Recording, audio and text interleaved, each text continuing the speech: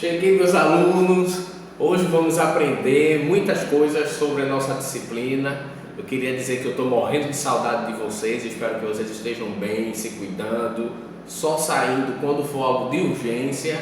E vamos embora.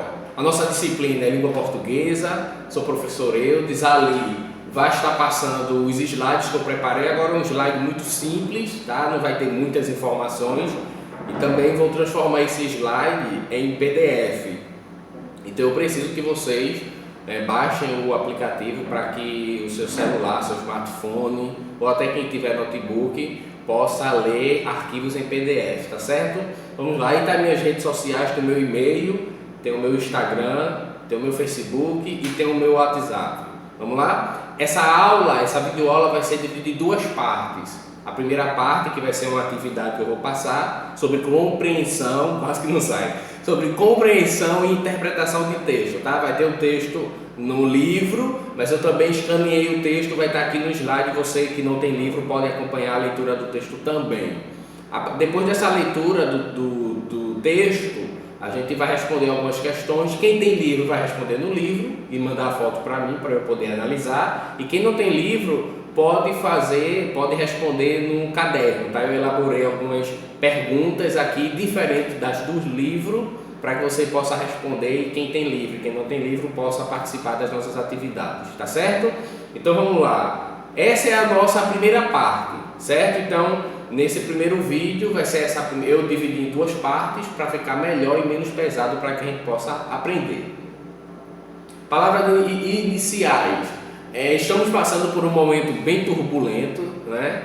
Mas o Colégio Pentecostal, o professor Eudes e os outros professores estamos fazendo de tudo para que vocês não venham ficar mais prejudicados diante disso tudo, tá certo?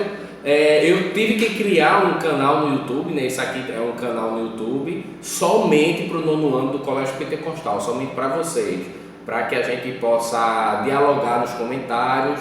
Tem o WhatsApp também, mas também tem a questão dos comentários. Mas eu criei esse canal no YouTube somente para dar aula no nono ano. Depois, quando tudo isso passar, eu vou excluir tudo, tá certo? Espero que vocês estejam bem, repito. E vamos estudar, certo? Vamos estudar porque a gente não pode parar diante de todo esse problema. A gente tem que estudar, certo? Por isso que estamos aqui para fazermos o melhor por vocês. Acho que não tem mais nada para falar não, é só isso. O que veremos na aula de hoje, em duas partes, né? Na primeira parte a gente vai ver sobre compreensão e interpretação de texto, certo? É uma coisa que a gente bate muito, né, em sala de aula, não sei se vocês se lembram. E não é somente a gente que cobra, professores de escola, não é? O mundo lá fora cobra que a gente saiba compreender bem o texto, saiba interpretá-lo, né? Eu já disse a vocês, não sei se vocês se lembram, mas saiu uma pesquisa no ano 2018 que dizia que de 10 alunos no ensino fundamental, só 7 saem, concluem o ensino fundamental sem saber compreender e interpretar um texto.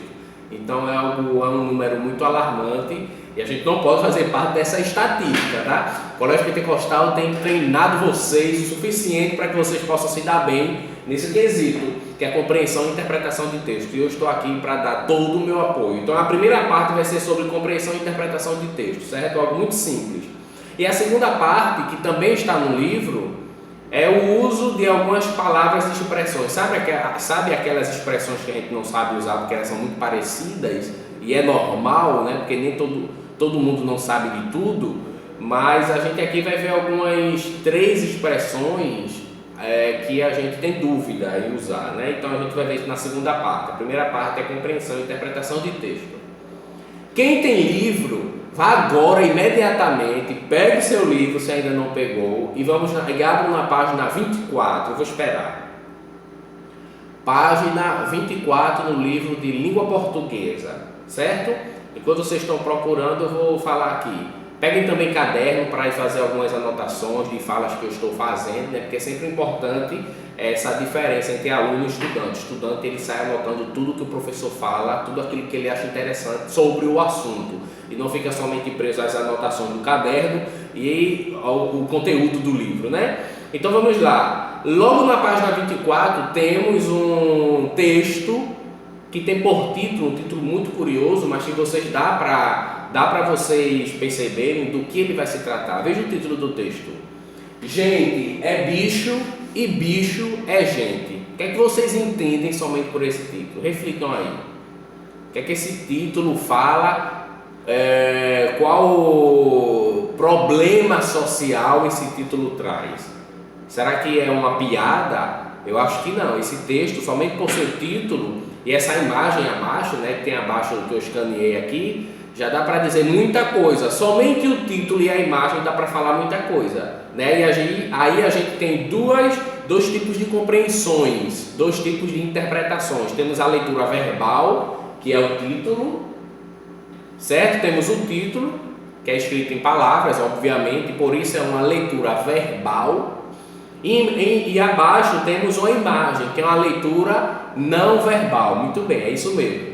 Tá? Então, só sem lermos o texto, a gente já percebe, só pelo conteúdo do título e pela imagem, do problema social que esse texto de Pedro Antônio Oliveira traz. Esse texto traz essa temática social em que o próprio título diz, em que gente é considerada como bicho por causa da sua situação, mas bicho é tratado como gente, né? Eu vejo mesmo que tem muitos animais que tem muito mais, eles são muito bem tratados, muito mais do que muitos seres humanos, né? Tem bicho de pelúcia que a dona gasta milhares de dólares por mês com alimentação, com consulta médica, com roupas e utensílios, enquanto eu olho para minha esquina e tem alguém mendigando, não tem nenhum pão para comer.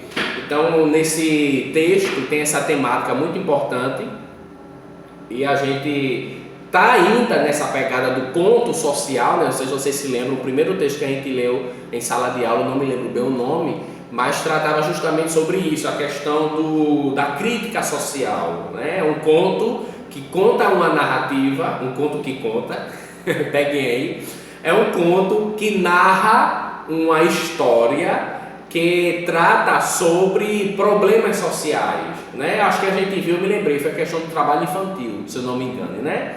A gente estava em sala de aula ainda, presencial. Então esse texto vai trazer essa temática e vejam que interessante, somente com o título e a imagem, o texto verbal e o texto não verbal, a gente já pode fazer alguns lances do que vem a ser o conteúdo desse texto, tá? Então a gente está indo nessa pegada ainda de texto de conto social e a gente vai ler agora esse texto. Espero que você me acompanhe. Você que não tem livro, acompanhe a leitura aqui, e você que tem livro, vá acompanhando, à medida que eu for falando, você vai acompanhando na sua leitura, certo? Vamos à leitura do texto. O título, ele está na página 24, obviamente, e o texto também está na página 24, tá bom? Vamos lá. Gente é bicho e bicho é gente. É um texto de Pedro Antônio Oliveira. Veja qual é o conteúdo que esse texto nos passa. Vou começar. Querido diário, não tenho mais dúvida de que este mundo está virado ao avesso. Fui ontem à cidade com minha mãe e você não faz ideia do que eu vi. Uma coisa horrível, horripilante, escabrosa, assustadora, triste, estranha, diferente, desumana. E eu fiquei chateada. Eu vi um homem, um ser humano, igual a nós, remexendo na lata de lixo. E sabe o que ele estava procurando? Ele buscava no lixo restos de alimento. Ele procurava comida. Querido diário, como pode isso? Alguém revirando uma lata cheia de coisas imundas e retirar dela algo para comer? Pois foi assim mesmo, do jeitinho que eu estou contando. Ele colocou um saco de plástico enorme, um montão de comida que um restaurante havia jogado fora.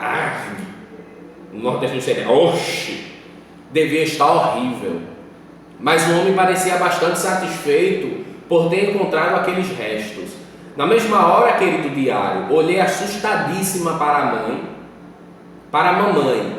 Ela compreendeu o meu assombro. Virei para ela e perguntei: mãe, aquele homem vai comer aquilo? Mamãe fez um sim com a cabeça e em seguida continuou: viu? Entende por que eu fico brava quando você reclama da comida? É verdade. Muitas vezes eu me recuso a comer chuchu, quiabo, abobrinha e moranga. E larguei no prato 2 vezes um montão de repolho que eu odeio. Puxa vida, eu me senti muito envergonhada. Vendo aquela cena, ainda me lembrei do Pó, nosso cachorro. Nem ele come uma comida igual àquela que o homem buscou do lixo. Engraçado, querido diário, o nosso cão vive bem melhor do que aquele homem. Tem alguma coisa errada nessa história, você não acha? Como pode o ser humano comer comida do lixo e o meu cachorro comer comida limpinha? Como pode, querido diário, bicho tratado como gente e gente vivendo como bicho? Naquela noite eu rezei, pedindo que Deus conserte logo este mundo. Ele nunca falha e jamais deixa de atender aos nossos pedidos. Só assim eu consegui adormecer um pouquinho mais feliz. Veja a profundidade desse texto. É um texto muito simples, veja que não tem aquelas palavras estrambólicas, né, para dizer que escreve bem. Não, mas é um texto escrito muito bem pelo escritor Pedro Antônio Oliveira, onde conta o eu lírico, né? A pessoa, a voz que fala no texto é uma menina, você percebe que é uma menina, que tem aquela situação que ela vê, e ela fala justamente aquilo que a gente viu no slide anterior, essa questão de como é que pode um ser humano ser tratado como um bicho e um bicho ser tratado como um ser humano. Evidentemente que nenhum bicho merece ficar comendo o resto de comida, né? Também a gente não pode dizer que o bicho deve ser tratado como algo que não tenha tanta importância, que a gente não tenha a ter um cuidado melhor. Não é isso que o texto quer dizer. Só que bicho é bicho e gente é gente, né? Gente tem dignidade, gente tem caráter, bicho não tem essas coisas. E tem a questão dos direitos humanos, né? Mas aí a gente vê essa troca de valores, feito eu disse, tem bichos, feito a menininha diz, que tem bicho que é tratado como gente, com toda a dignidade, com toda a mordomia, e tem gente tratada como bicho aqui no sentido bem negativo da coisa, como algo que não tenha tanto valor como é o ser humano, né? Porque o ser humano ele tem um valor intrínseco, ele já nasce com esse valor somente por ser humano, certo? Então temos aí essa leitura, e um texto é um conto social. Você veja qual é a temática desse texto, a questão social, né? De pessoas que moram na rua, que não tem um mínimo não tem o suficiente para sobreviver, tem que catar lixo, tem que catar comida dentro do lixo, algo estragado, para poder sobreviver. E do outro lado a gente vê essa questão do trato com os animais, que tem muitos animais que vivem muito melhores que seres humanos. Isso é uma realidade, e que o texto traz isso, só que em forma de narrativa, né? Diferente se eu pedisse para vocês um texto dissertativo argumentativo, por exemplo, né? Você não ia escrever dessa forma, que aqui é um texto narrativo, que narra uma história, tem personagem, tem começo, meio e fim, tem reflexões, tem diálogos, né? E no texto dissertativo argumentativo, que eu já pedi a vocês nessa quarentena, não tem essa estrutura, né? O texto dissertativo argumentativo defende uma ideia, propõe argumentos para convencer o leitor de que você está falando a verdade, tem que convencer, né? Mas aqui a ideia é tratar desse assunto social de forma narrativa, com personagens, tá? Com acontecimentos, cenas, começo, meio e fim. E eu me lembrei, ao ler esse texto no livro, me lembrei de outro texto de Manuel Bandeira, tá? E a foto dele com o nome. Manuel Bandeira, ele faz um poema, né? Já não é um texto narrativo feito que a gente viu anteriormente, é um poema. Aí daí me lembrou que é a questão da intertextualidade, não é assunto que está no livro, mas eu me lembrei disso e eu quero trabalhar com vocês. Acho que eu já falei em sala de aula. Intertextualidade, o próprio nome já diz muita coisa. Inter, entre, textualidade, lembra texto, né? Então é entre textos, ou seja, é um diálogo entre textos, onde dois ou mais textos falam sobre o mesmo assunto. Evidentemente que eles vão falar de forma distinta, mas o conteúdo é o mesmo. Então, vejam bem esse poema de Manuel Bandeira, que tem o mesmo conteúdo, o mesmo conteúdo do texto que a gente leu agora há pouco. Vejam que ele trata dessa questão humana e animal. Veja o que Manuel Bandeira diz. O nome do poema é O Bicho, e veja o que ele escreveu. Vi ontem um bicho na imundice do pátio, catando comida entre os detritos. Quando achava alguma coisa, não examinava nem chorava, engolia com vontade, com voracidade. O bicho não era um cão, não era um gato, não era um rato. O bicho, meu Deus, era um homem. Então veja, o conteúdo, se você perceber, tem muita coisa relacionada com o texto que a gente leu anteriormente, que foi esse texto aqui, gente é bicho e bicho é gente. Aí automaticamente eu me lembrei desse texto, esse poema de Manuel Bandeira, só para mostrar a vocês que há textos que se dialogam entre si, né?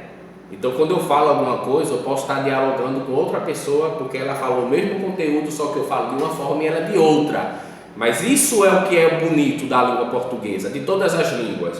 Todos os discursos, textos, eles têm relação com outros textos. Porque tem até uma escritora que eu gosto muito, que eu li na faculdade, que ela diz que as minhas palavras, para terem sentido, elas só têm sentido porque elas já têm sentido. Deu para entender um pouquinho? Por exemplo, quando eu falo a palavra casa, eu só falo casa porque essa palavra já tem um sentido. Por isso que eu só uso palavras que tenham significado. E esse significado fala muito sobre a questão da história, da relação com outros textos, com os significados que existem, né? Porque uma palavra pode ter mais de 2 significados. Então essa é uma relação muito boa que a língua tem em relação com a história. É uma relação muito boa que a língua tem com a história. Nesse caso aqui é uma relação entre textos, porque os textos que falamos, escrevemos, digitamos, eles dialogam com outros textos, por isso que faz esse diálogo. Daí essa noção de intertextualidade, ou seja, um diálogo entre textos, certo? E agora vamos para a atividade, né? Vimos sobre a questão da compreensão de texto, interpretação, a importância, a questão da leitura, que é muito importante para que a gente fique mais inteligente e menos idiota. A leitura nos dá essa capacidade de que a nossa mente se abra, né, de uma vez por toda. E aqui a gente vai fazer algumas atividades. Então a nossa aula teórica parou um pouquinho e agora é com vocês, certo? Aí aqui no slide tem atividades para quem tem livro.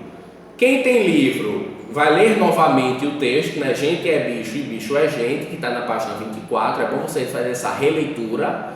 E vai responder as questões das páginas 25, 26 e 27. A página 27 é até o 8º exercício, certo? Então vocês vão reler o texto 24, da página 24 e vão responder as questões que estão nas páginas 25, 26 e 27, até o 8º quesito, certo? Deu para entender? Está claro? Qualquer dúvida me pergunta. Essas questões são feitas somente sobre o texto, tá certo? Essas questões somente são sobre compreensão desse texto que a gente lê. E atividades para quem não tem livro. Então quem não tem livro, não pense que vai ficar sem fazer nada. Não tenho livro, me livrei. Não vai. Eu preparei também algumas questões para vocês que não têm livro poderem exercitar, né? De acordo com a leitura do texto, aquele texto que a gente leu, tá? Sobre gente é bicho e bicho é gente. De acordo com a leitura do texto, responda. Somente pelo título, o que se pode pensar do texto? Veja que eu falei muita coisa nesse vídeo sobre o título. Eu não quero que você repita as minhas palavras, eu quero que fale com as suas, certo? Você tem autonomia para falar com as suas palavras. Letra B. Por que razão se diz no texto que este mundo está virado ao avesso? Logo no início, a personagem, a narradora, né, que é personagem também, ela diz isso, que esse mundo está virado ao avesso. Por que ela disse isso dentro dessa história, né? Letra C. O que se narra no texto acontece na realidade? Comente. Então eu quero que você diga se isso tem ou não um link, uma relação com a realidade. Eu quero que você comente. Ah, sim, uma relação com a realidade, uma vez que, porque, é normal encontrar, certo? Vocês podem fazer isso. E por último, eu quero que você, só quem não tem livro, eu quero que você escreva uma crítica dessa situação. É aí onde você vai se posicionar, certo? É que eu coloquei uma pergunta para poder dar uma ajuda a você escrever. O que deveria ser feito para que essa realidade não existisse? Certo? Então, eu quero que você faça uma crítica e dizendo e propondo algumas atitudes, algumas medidas que poderiam ser feitas por quem? Pelos governantes, por você, por toda a sociedade, não sei, você que vai escrever no seu texto. Então, o que deveria ser feito para que essa realidade não existisse mais, né? Que essa temática desse texto que a gente acabou de ler. Pronto, é isso. acabamos a nossa aula, a nossa primeira parte da aula. Espero que vocês tenham gostado e vamos para a segunda parte, que daqui a pouco eu venho, tá? Vou gravar aqui e depois vocês vão ter acesso. Tchau, bons estudos, releiam o texto, leiam outros textos, respondam as questões, mandem para o meu WhatsApp e até a próxima. Tchau.